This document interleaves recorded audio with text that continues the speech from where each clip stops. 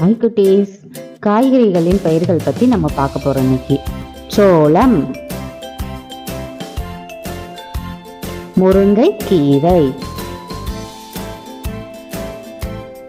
பாலக்கீரை,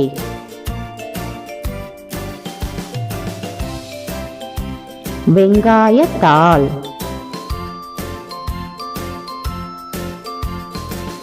முட்டைக்கோஸ்,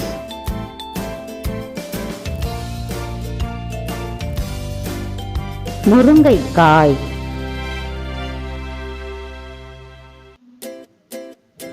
கேரட்,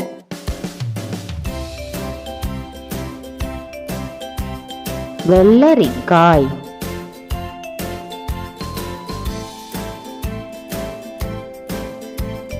உருளைக்கிழங்கு,